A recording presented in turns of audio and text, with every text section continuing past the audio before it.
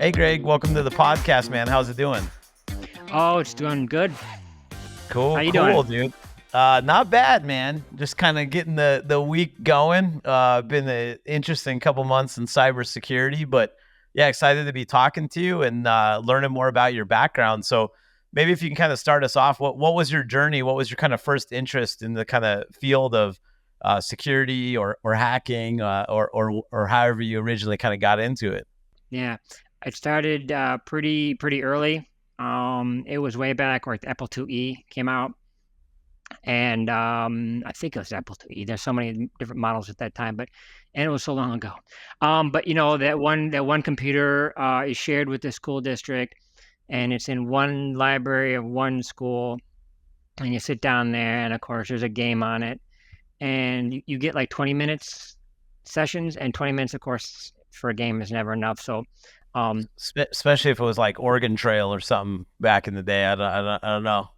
no, this Remember is what like games were? pre-Zork. Like this is pre-Zork. This Oh, is pre-store. Okay. All right.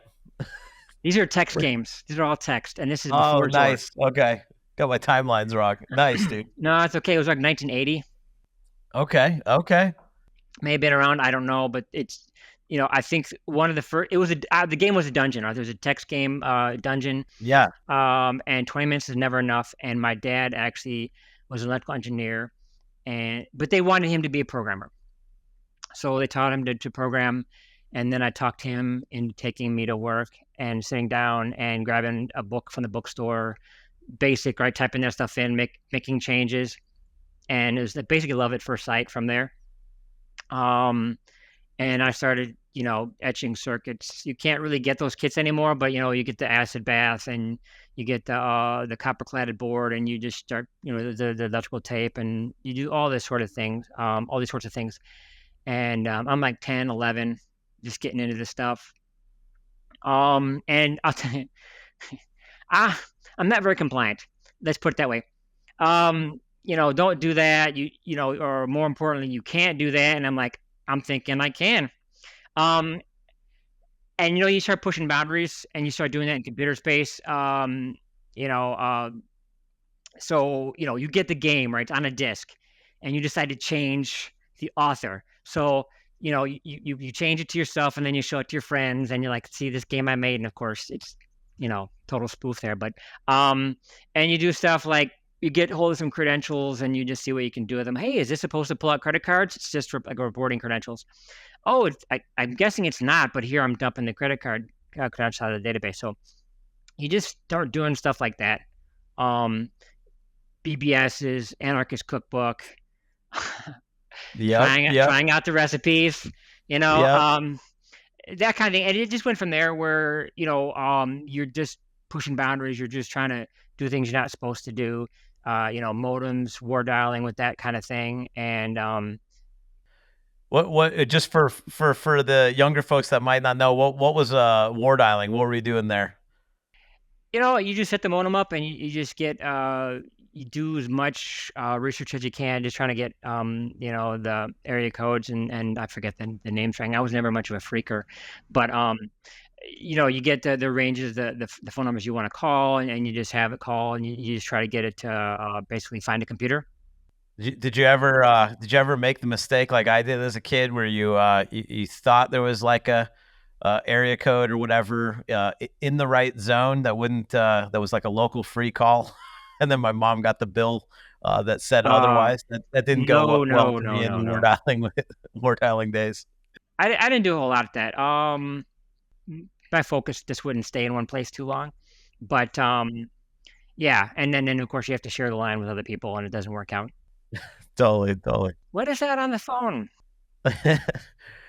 So how did you make the leap? So obviously you kind of had like the exposure to hacking, phreaking, stuff like that. Like what was your first kind of crossing over from those things that you were curious and learning and trying to bend the rules into, maybe doing things from a professional perspective? Well, I unauthorized access, right? That's what I consider hacking, unauthorized access. This was uninvited, as I like to call it. And you're doing that, and I'm a guy that would just find the door, open it up, walk inside, look around, maybe, get a little souvenir, close the door, and leave, right? No harm, no foul. Probably why I was never caught at anything. Um, but at a certain point in time, obviously being a conscientious individual, I'm thinking, okay, this is a career now. I can do this, and I, as I say constantly, and I can do this and not get arrested. Um, that's a plus. So, I didn't have a history on the IT side. So, you work your way up, right? You start out just doing, security administration, right? Assigning access, revoking access. I went there to be an analyst, and then started once I had that background, and I had basically something I could share and give some credibility other than what I did, in the off hours. Then I just started freelancing as a pen tester and went from there. Very, very cool. And you eventually, you obviously have worked at a variety of companies and in a variety of different roles that I think will be fun to touch on some of the roles and kind of how you think about them and what the experience on. But early on, like you mentioned, you're working as a intrusion analyst, and my understanding from the research notes is that you had a fun run in with like Chinese military infiltration. Like what was what was kind of the time frame for that, and the how did that come about? So this is like a global company. I think during the talk we had with the producer, I mentioned the name. Maybe I won't say it quite yet, or at all. But it's a company that has 145 locations across the world. I mentioned the name, you know it. Um, they essentially they didn't have anybody, right, doing anything like that at all. They had people with security in the title, but back in the day, it was essentially the network guys that happened to take care of the firewalls. They were your security engineers, and they weren't any different than the other types of network engineers. They just did firewalls as opposed to routers. So they wanted someone and so they had lots of stuff like, I think, counterpane, right? So all these IPSs, like this, oh God, I mean, 60, 70 all over the planet. IPS feeding into counterpane, and they had these things being spewed out by counterpane. And they needed someone to look at them, and so they brought me in to essentially build out the team for that. So I basically started doing that. We hired other people, and I would train them and mentor them, that sort of thing. And So you were like building up kind of like a blue team, you said? yeah. Oh, okay, nice. And so that was new to that company maybe at the time, given what was going on, and also probably the time frame of being the like late or early 2010s, I guess. Yeah, it was early 2000s or late 2000s. Okay, yeah. So this was a Fortune 100 company, and they just decided to find they were going to look at this stuff. We bought, counterpane or paying for counterpane. We need to have someone look at this stuff.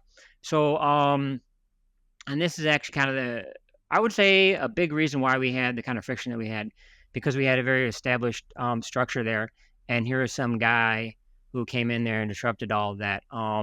Who does what, the politics of it all. But so there was an article in Time, and the article had said that the company was compromised by the Chinese military. Part of one of their campaigns, and there was an APT number. I long ago forgot the APT number. But anyway, so I started digging through all the traffic, and I find signaling via DNS. Signaling, because you got very short, like DNS tunneling type of stuff. Like they were using DNS to I don't know, for like command and control of like their malware or something like that, or what type of.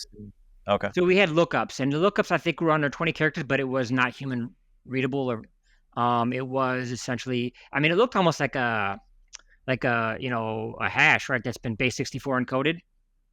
Some binary value, right? That was base 64 encoded, and it was being set on a regular basis. Real quick, what first tipped you off to the fact that maybe the DNS was suspicious? Like, what made you kind of look at that? Sorry, in the first place. No, that's fine, because you're like, okay, how did you get there? Yeah, no, because it's super interesting, because like there's a lot of folks where something like, I don't know, doing like covert DNS channels and other things. There's obviously like different detection methods, but usually it's stuff that you hear more at like conference talks. And so a real world example, I think, is something like for the podcast folks is pretty cool. So yeah, what kind of got you down that path?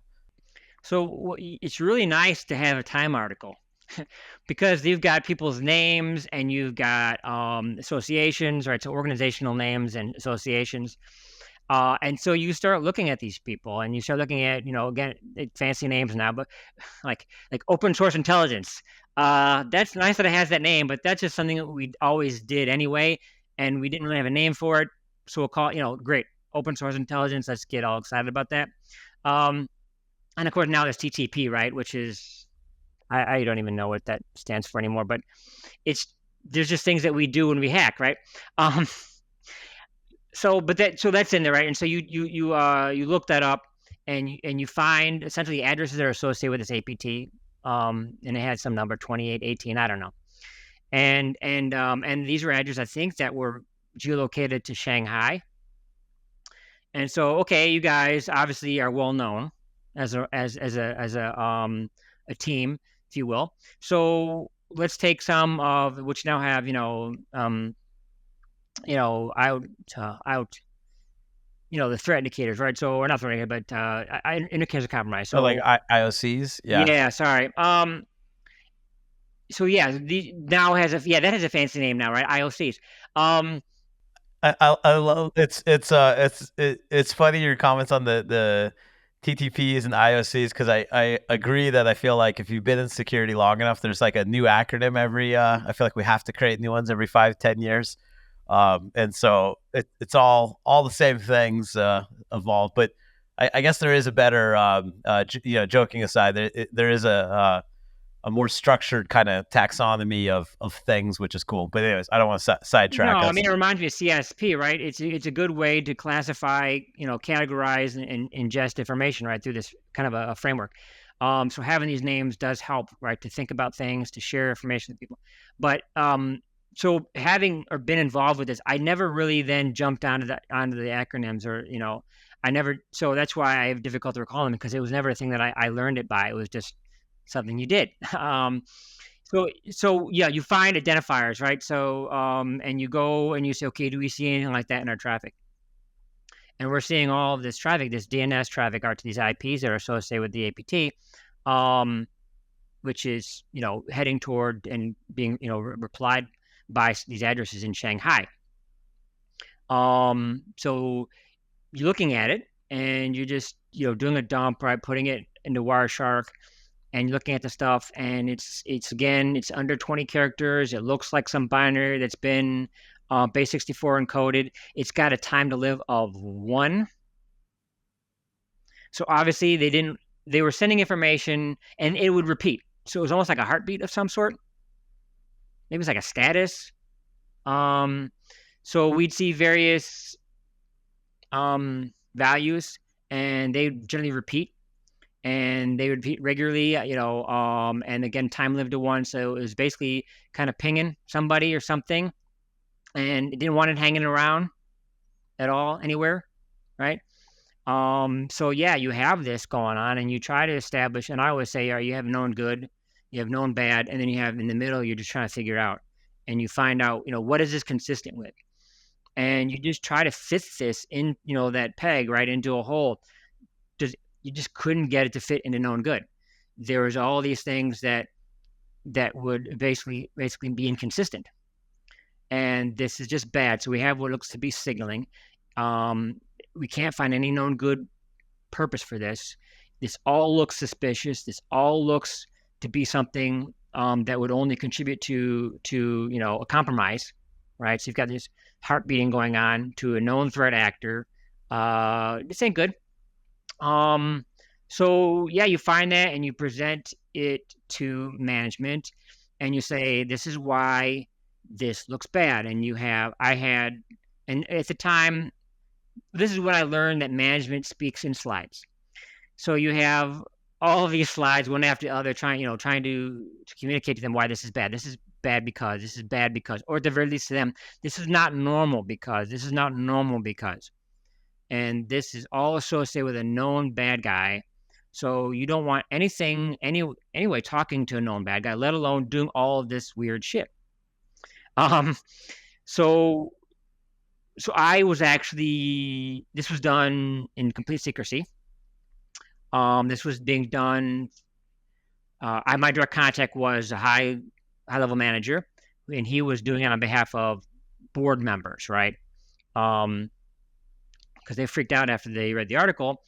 And so I report my initial findings verbally, and there are, I said politics, right? I mentioned politics earlier, and there's established players.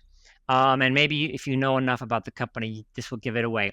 But there was a Yep. team called NASA, or Network and Systems Analysis. These are the guys who had PhDs, who could recite the RFCs. But so yeah, they were brought in to consult because the guy head of this team, who was also a manager but not as high level, was a good friend of this a higher level manager, trusted him, knew him for years, and these are the guys that people always went to when they needed to understand anything. It didn't matter; they gave it to them; they could pick it apart, and that's why because typically they're looking at positive use cases, right? How something is supposed to work. Limited number of those, well understood. All you need to do is hear what someone has to say and you fit it to these things, right? This was what I call negative use cases, abuse, which is technically an infinite variety of possible, criteria, right? Of permutations of that, that can be then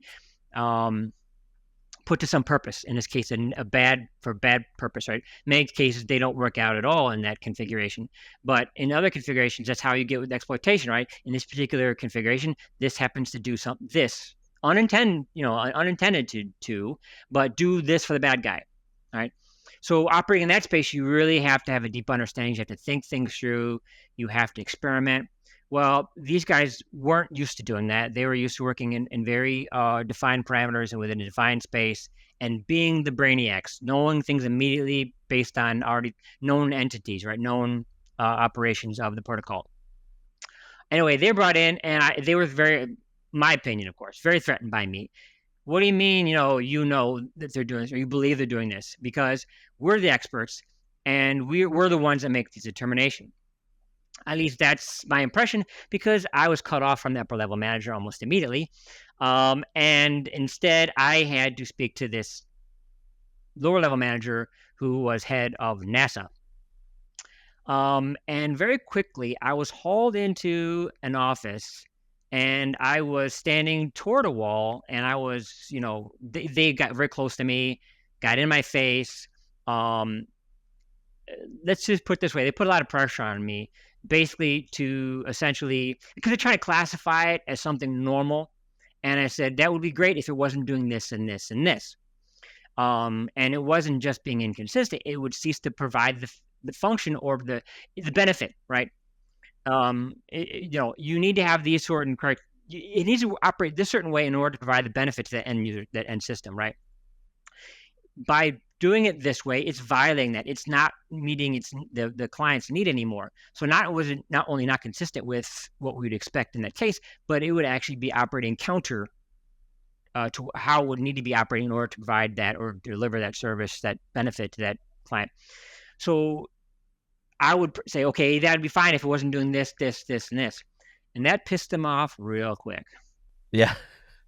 How did you get them to resolution? Like, you're kind of at this, like, well, almost more than stalemate. It sounds like they're like antagonistic to you, and you're trying to prove these findings. Like, did you eventually get what you were seeing, like, proven to them, and how did that happen? Only after I was gone. Interesting. Okay. And like, they took credit for it. Oh, wow. That's crazy, man. Like, so, I mean, that's a pretty, and this is pretty early on in your career, right?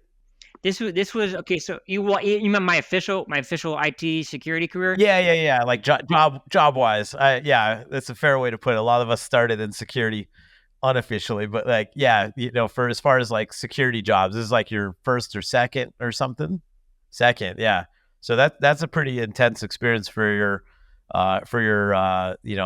second job there. Like, what did you kind of take away as like lessons from that, or how did that kind of shape how you approach things? Or like, feels like that was a big learning experience, but also kind of Yeah, not a great experience necessarily. Well, it reminded me why I hate politics so much, because they were protecting themselves as opposed to the company, and it ended up being they basically kept trying to eliminate this as an issue over and over again.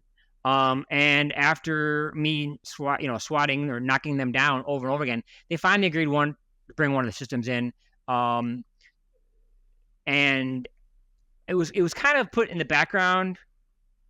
I don't know what they were doing or what they were trying to accomplish at that point in time, but I had basically had my findings. I presented my findings to them. It was an avalanche of evidence in my favor. I just know that not too soon after that, I was already on the way out.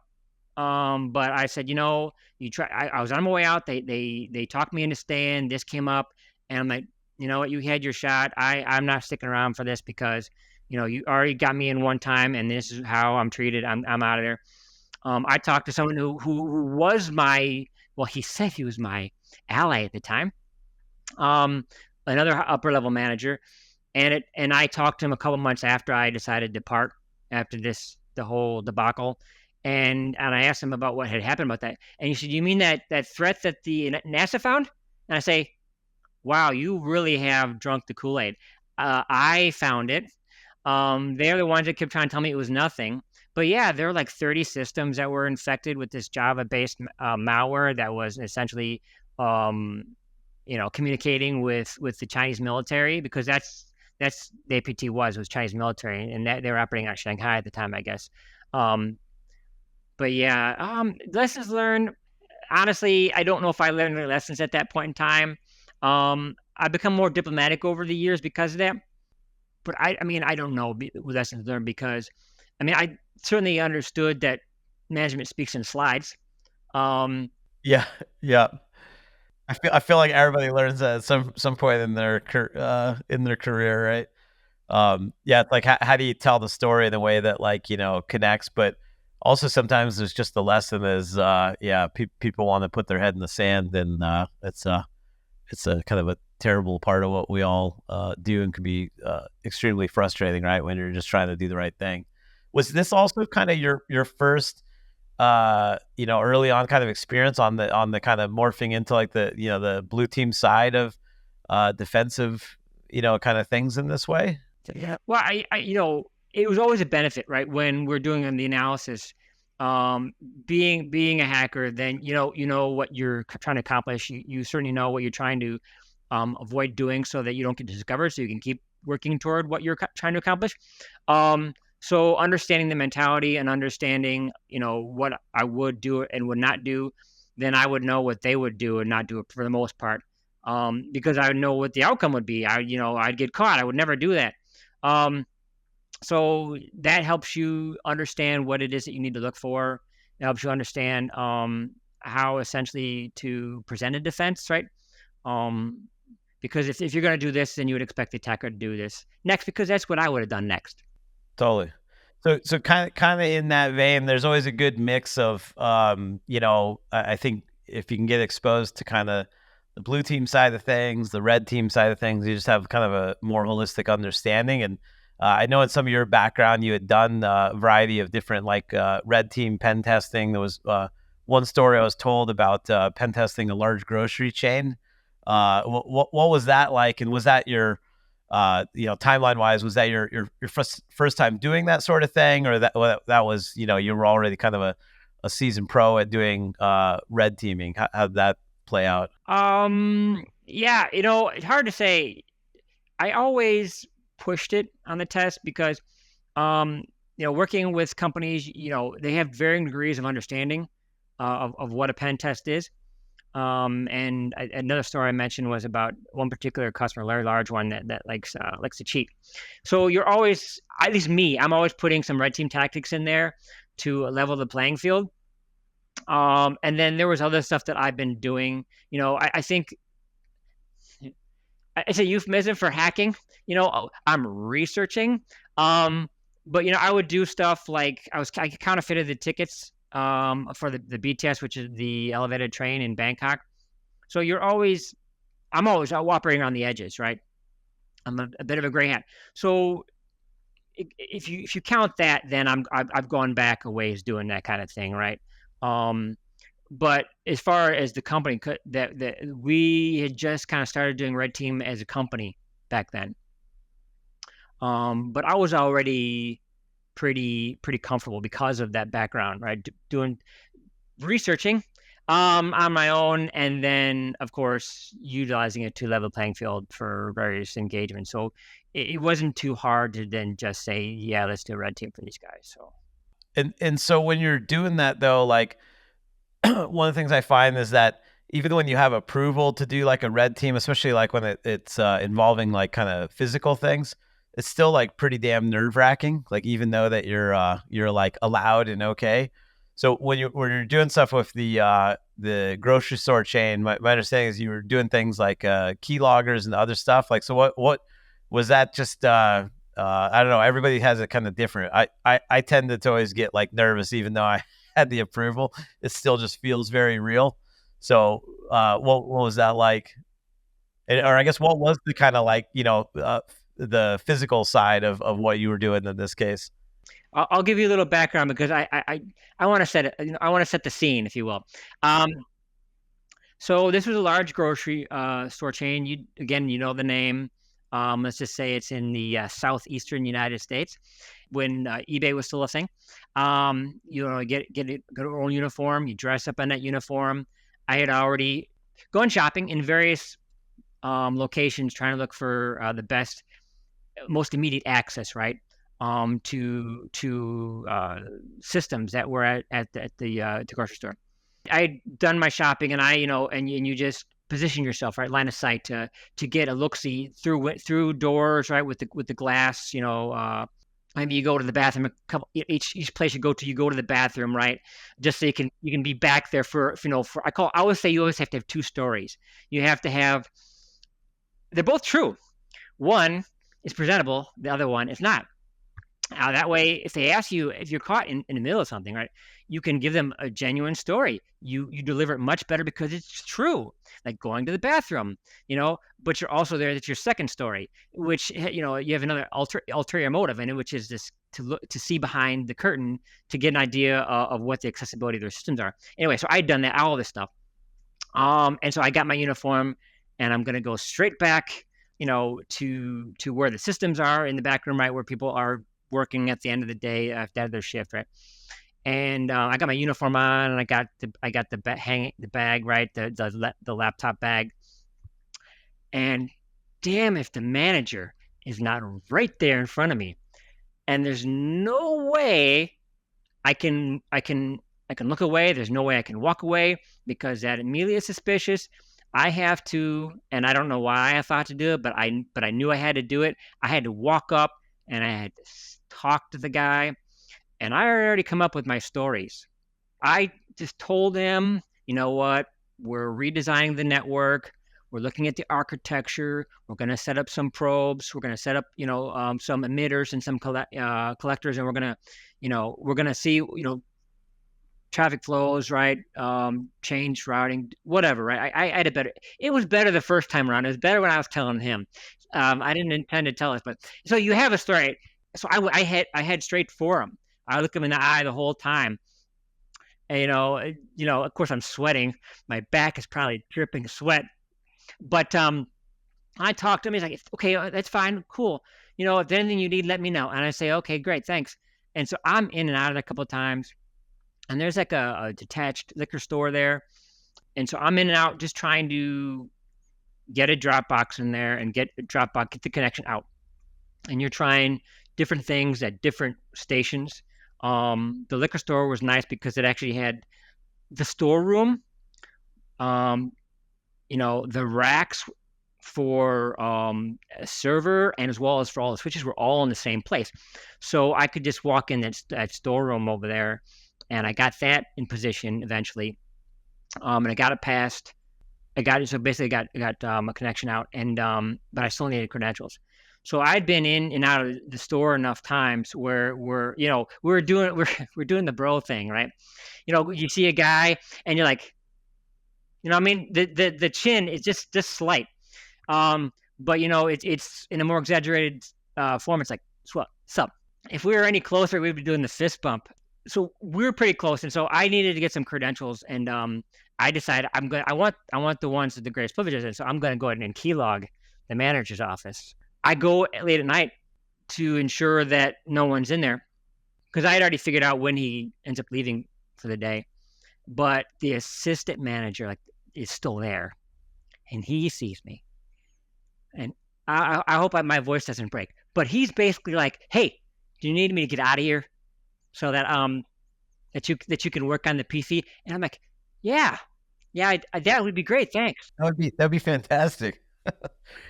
I find that's always it's always the worst feeling, but it's part of the thing when you're like doing something like that, and then the people are like extra helpful to your nefarious means. Like, yeah. So he's like, yeah, no, sure, have the room. Yeah, I'm like, "Yeah, yeah, I really it would be better if no one was here while I was keylogging your workstation." Yeah. But so he gets up, he gets out. He's actually in a meeting with somebody, and they both leave. Um, and so they do that. I put that keylogger on there, and then so I come back the next night to pick it up because this was in the early days. Actually, I was able to buy this thing, so that was nice before you didn't have that option. But this was before they have like a wireless access point attached to these things. So I had to come back the next night and I got it in his credentials, and then I just used that Dropbox as a relay off the internet back to the corporate network. And then I went home and sat at the kitchen table and just and got okay. Now I have your SAN. Thank you. You know, should have changed that password. Should not have used the default. Yeah.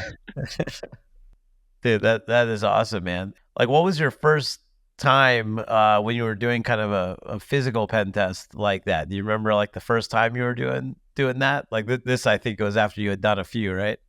So we were hired to essentially hack a couple different banks. Now, let's say that you're a bank and you've been around a while. Let's say 60, 70, 80 years. And you've had branches and you've got all these profits from these decades. Well, and this happened to be a European bank. And you're like, okay, what do we do with this money? Well, we invest, right? We buy other banks. And so they had bought a bunch of banks out in the Far East, Laos, Cambodia, and out in the South Pacific, Vanuatu. This would actually happen much earlier, right? Than that, with the grocery store chain.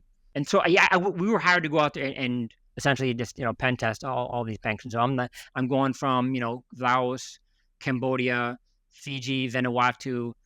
These are kind of places, and Fiji and Vanuatu are the kind of places, particularly Vanuatu, is where all the cruise ships stop. So beautiful blue water, palm trees everywhere, just like desert island for the most part, everything around there, but you've got some civilization. So this was before. I'm going from bank to bank, and this last one, Vanuatu, was particularly harrowing. I was staying late. Why? Because this is back in the day when they weren't encrypting hard drives. It was available, but they really weren't doing it. So it was an easy thing to do to modify the SAM to give yourself admin access so you could put in a backdoor. So I'm staying late because I've got to open a case and change some jumpers and whatnot. I might have done something with the BIOS password at that time. Anyway, so to be able to boot off this time a CD-ROM. So this is like 8 o'clock at night. Lights are all out. I'm on hands and knees under this desk. I had just put the case back on, and a light came on in the outer office because there's like on the outside, like anything, there's the open floor space, and then there's the offices like are on the outside there. And of course, that's when the sweating starts. And I climb or crawl under the desk, and I'm just hoping they don't come into this office. I'm hoping they don't come into this office. I'm hoping they don't come into this office. They come into the office. And there I am underneath the desk. I swear to God, the sweat was dripping off my forehead at that point in time. The office was very narrow, so they basically just walked up to that desk. They did not turn the light on. And their feet were right in front of me. They apparently wanted something off their desk. They grabbed it. Yeah, I mean, I could have reached out and grabbed their leg, but that, of course, would have got me caught. But I'm sweating bullets, and so I think, I mean, I'm still nervous today, but when you went through that, honestly, that changes your perspective a little bit. I mean, I escaped that, didn't I? They turn on, they leave, and it actually was worse from there. Because apparently at a certain point in time, the doors lock. So they head out. I finish up what I'm doing. And I'm trying to get out, but I can't. I'm swiping the card. Nothing's working. I can't get out. So I'm actually still not out of the woods yet. Turns out that there's an executive, like I think the president of that particular branch, because these are all individual companies, subsidiaries. His door, of course, is unlocked. It's on the inside, but he's got an adjoining conference room that has another door on it outside the security perimeter. So this door here and this door over here, the locks are turned off. But you've got this executive's office, and it's adjoining conference room. The door comes, so you can open that up, and then you go in this conference room, and then the other door is outside the security perimeter, the inner security perimeter. So that I snuck out through that adjoining conference room, and I got the hell out of there. And that was probably the scariest, because I'm thinking I'm locked in there until morning, and I have to do a lot of explaining to do. I think you go through that, and you're like, I don't know how much I can curse here, but it's like, shit, man, if I can get through that. And this is on the island of Vanuatu, and there's a lot of craziness, and you're thinking for sure this is all going to collapse on my head. And I skated scot-free. So after that, then the things like despite how nervous I am, you feel like you can do it. You feel like you can get through, just a manager of a grocery store. Yeah. That is a crazy one, man. There was one other that I thought was interesting, of hacking like an elevated train system. There's separate, and I guess the thing surrounded that was like during military rule, or what was going on? I've often told people that, okay, it has to be an obsession, right? Yeah. You have to never let that problem go. You have to keep thinking about it. It's the only way you can work through all the permutations of how something might actually work, and how it could work. But yeah, I'm definitely obsessed with these sorts of things, because this is in Bangkok, and I was in the backseat of a car, and I had been on the elevator train here a number of times, and I was just thinking through about that. I think I might have mentioned a few things to the people in the front seat, and these are at least one of them was also another hacker, and I keep telling them, man, why are they using magstripe? I mean, this was after everyone had figured out. I think. Well, everyone kind of knew, but it became widespread understanding that magstripe not good. So I'm like, this thing's got to be insecure. And of course, this guy is talking to another person in the front seat. I think he was sitting in the passenger seat, and he's talking to the driver, and they don't want to hear what I have to say. And again, it's me. I'm right, you're wrong, or you don't think this is a problem. I think it's a problem. I'm going to show you it's a problem. So I've been working on this thing. It's been going over my head, for years, and I'm just finding I'm going to do this, and screw the coup. So yeah, it was there was a coup a year or two before that. This ruled by junta, and there was I don't know if the guys are still on the streets with the machine guns. They might have come off the streets at that point, but in Thailand already, there's a saying, we have as a farang, or it's kind of like a guaylo or gaijin. It's outsider, foreigner. We have many privileges, but no rights. So despite the fact that, the guys with the machine guns were off the streets, they, even more so than normal, I could be disappeared.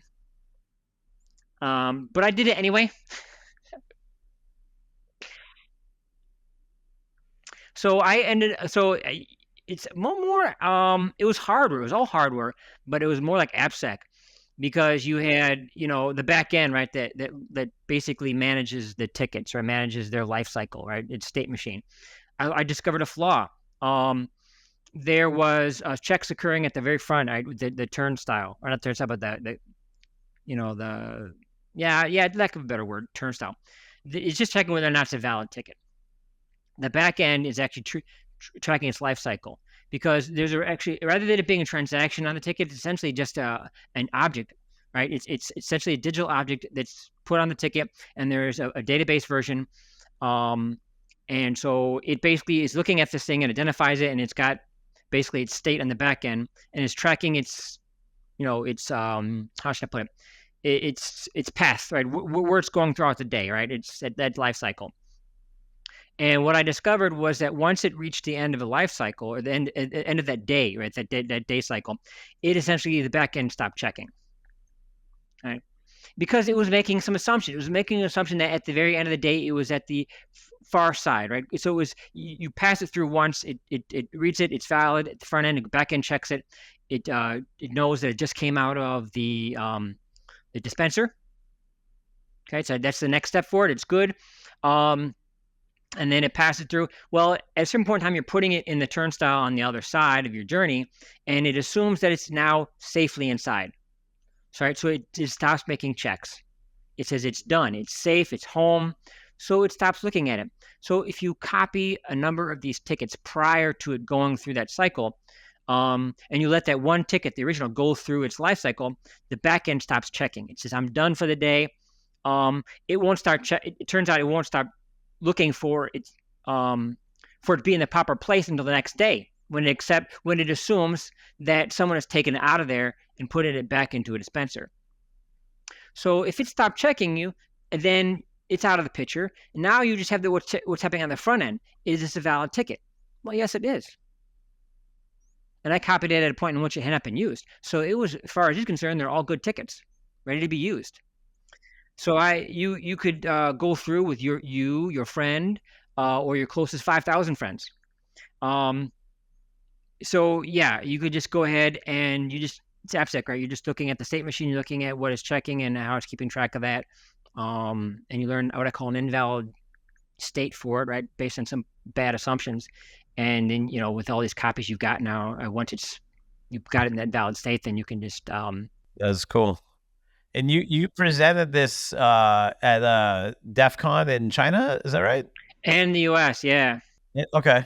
So you've obviously had many different experiences over the years. Like, how do you stay on top of the constantly changing kind of hacking security world? Like, what would you recommend, whether it's somebody that's kind of getting new into things, or somebody who's maybe been in the field for a while, but there's always kind of a need to stay ahead? Like, do you just kind of follow your curiosity and see what the next interesting thing is, or how do you approach that?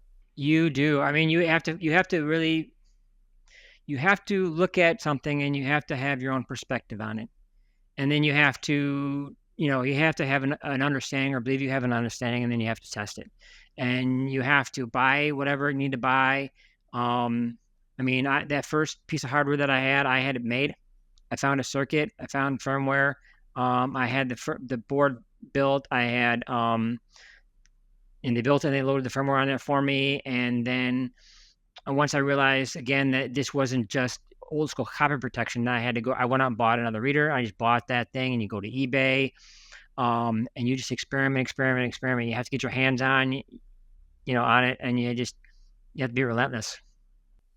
And what about for the, thinking over the last many years that you've been involved? I always find there's like there's folks that sometimes just always are learning like the next tool, and I think sometimes the stuff that we teach out in the world is always kind of like learn the tool, the product, the specific process, versus learn like the principles. It's kind of like what you're saying earlier. There's always these new acronyms, but it's the same thing, kind of packaged different.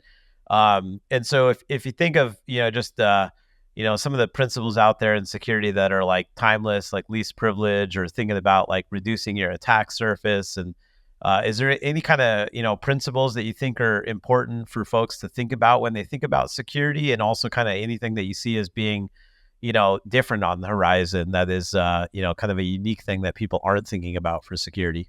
Sure. Actually, it's really weird you're asking this, because I've been trying to crystallize,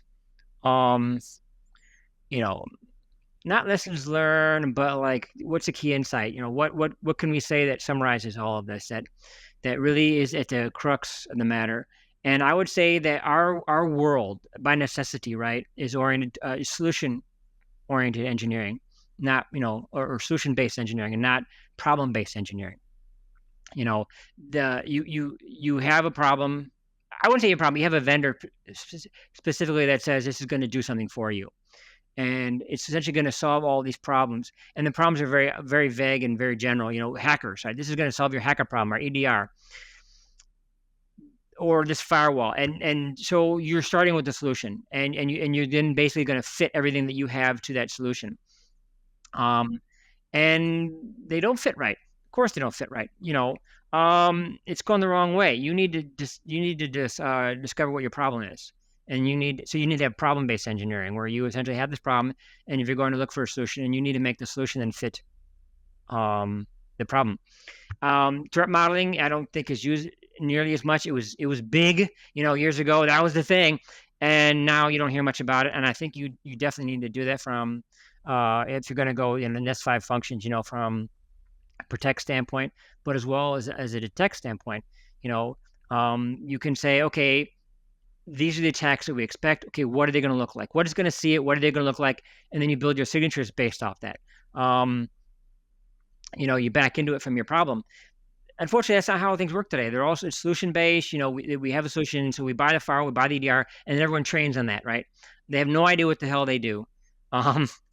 Yeah, there's a lot of people that skip over kind of asking why, right? It's like we were mentioned earlier, like being at like Black Hat this year, there's always, here's the 10 new solutions that you're supposed to have, that the world is telling you you're supposed to have, but a lot of people don't even understand like why, like what are you actually solving for? And that's a really good thing that you're highlighting there, that people need to pause and kind of think about more. If you do problem-based engineering, what ends up happening is you have to understand it. And the only reason why you're getting the firewall then is because you can't personally do it. You should not be using a tool of any kind unless you know what it's doing already. There's no other way you're going to know when it's doing it right. You don't know when it's just doing the job right. And then when it's making a mistake, there's no way to know when it's making a mistake and how to correct it. So you do have to, I'd never heard this before. Maybe it's somewhere out there. I've never heard it. You need to have problem-based engineering and not solution-based engineering. I like it, Greg. I think that's a good note to end on, and super appreciative of you spending the time today and sharing your stories, man. Any final thoughts from you? No, I mean, I think I have a couple other, crystallizations, but but obviously we don't want to get into too much more at the end of this. No, I mean, yeah, you need to show your initiative. You need to pursue what it is that you're interested in finding out what you're doing, and not really, you can't listen to other people. You just can't. You have to drive it, because they're always going to have something else that they're interested in. They're going to think something's more important, or they're going to, and this is what I run into, they think you're wrong. Don't just shut down because they said you're wrong. Just, do it. Show you the initiative and just do it. I hate to use a Nike. Hey, man, that's Nike boiled it down to the essence. So that's true. All right, dude. Well, I much appreciate it. Thanks for spending time with us today, man. Take care. Thanks for having me.